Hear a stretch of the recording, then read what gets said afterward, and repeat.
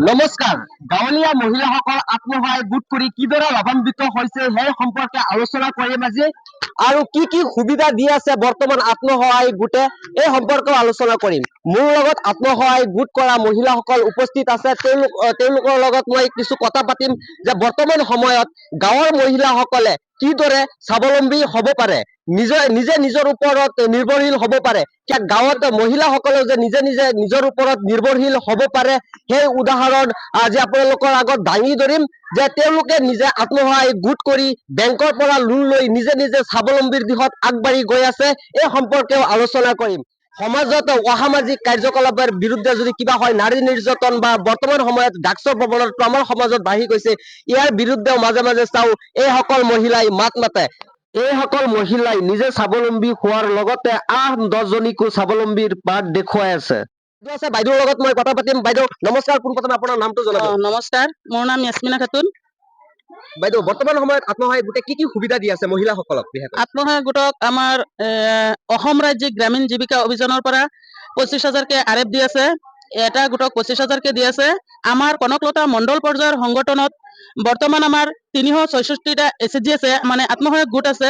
তাৰে আমাৰ বহুতখিনি 237 গৰাকী এছএচজিয়ে মানে 25,000কে টকা পাইছে। 51,50,000 টকা ইতিমধ্যে পাই গৈছে 4টা জিপিত মানে। আৰু আমাৰ বেংক লোন পাইছে, বৰ্ষাবুৰী জিপিত পাইছে আপোনাৰ 1,60,00,000 টকা, আৰু দাইতালবুৰী জিপিত পাইছে 1,42,50,000 টকা, দলৈগাঁও জিপিত পাইছে 2,62,00,000 টকা, আৰু উলুবাৰী জিপিত পাইছে 57,00,000 টকা। বৰ্তমান লোন চলি আছে, বেংক লোন চলি আছে, আৰু CLF লোন আছে। CLF লোনো আছে। CLF লোন আমি দি আছো। আমাৰ কনকলতা মণ্ডল পৰ্যায়ৰ সংগঠনত 16টা ভিউ আছে, মানে গাঁও সংগঠন আছে। তাত আমি 5 লাখ 10 লাখকে আমি লোন হিচাপে দি আছো। বেংকৰ নিচিনা চেম টু চেম বেংকৰ নিচিনা আমি লোন দি আছো। সিহঁতে কিস্তি মাৰি আছে অনলি 50 পইচা ইণ্টাৰেষ্টত। 50 পইচা ইণ্টাৰেষ্টত মাৰি আছে। আমাৰ 1,1.5 কোটি মান টকা আমাৰ CLFত অসম ৰাজ্যিক গ্ৰামীণ জীৱিকা অভিযানে আমাক মানে সহায় কৰিছে, CLFত দিছে। তাৰ পৰা আমি ঋণ চলাই আছো, ঋণ দি আছো। সিহঁতে ঋণ ঘূৰাই আছে, আৰু আমাৰ বহুতখিনি লাভালাভ হৈছে। আমাৰ এই 5 বছৰ ধৰি চলাই আছো। 5 বছৰৰ মূৰত মানে আমাৰ 6 লাখৰ ওপৰত খৰচা মৰ্চ কৰি আমি 6 লাখৰ ওপৰত আমাৰ লাভত আহিছে। আৰু আমাৰ অসম ৰাজ্যিক গ্ৰামীণ জীৱিকা অভিযানত সোমাই আমাৰ আত্মসহায়ক গোটৰ মহিলাসকল বহুত স্বাৱলম্বী হৈছে। সেইকাৰণে মই অসম ৰাজ্যিক গ্ৰামীণ জীৱিকা অভিযানক বহুত ধন্যবাদ জ্ঞাপন কৰিছো। বাইদেউ আপোনাৰ নামটো? মোৰ নাম মিছ পাৰভিন ইয়াসমিন। বাইদেউ আপুনি কেইবছৰ ধৰি আত্মসহায়ক গোটৰ লগত জড়িত হৈ আছে? মই কেইবছৰ মানে মই কনকলতা CLFৰ মই প্ৰেচিডেণ্ট হয়। যিহেতু আমাৰ বাৰ্ষিক অধিৱেশন যিটো আমাৰ অনুষ্ঠান প্ৰত্যেক বছৰে আমাৰ হ'ব লাগে। ইতিমধ্যে আমাৰ 5 বছৰ ধৰি আমাৰ CLF গঠন অলৰেডি হৈ গৈছে। যিহেতু আমি কেতিয়াও বাৰ্ষিক অনুষ্ঠান পতা নাই। যিহেতু আজি আমি আমাৰ উলুবাৰী গাঁও পঞ্চায়তৰ কমিউনিটি হলত আমি আমাৰ এই বাৰ্ষিক অনুষ্ঠানখন আমি আয়োজন কৰিছো।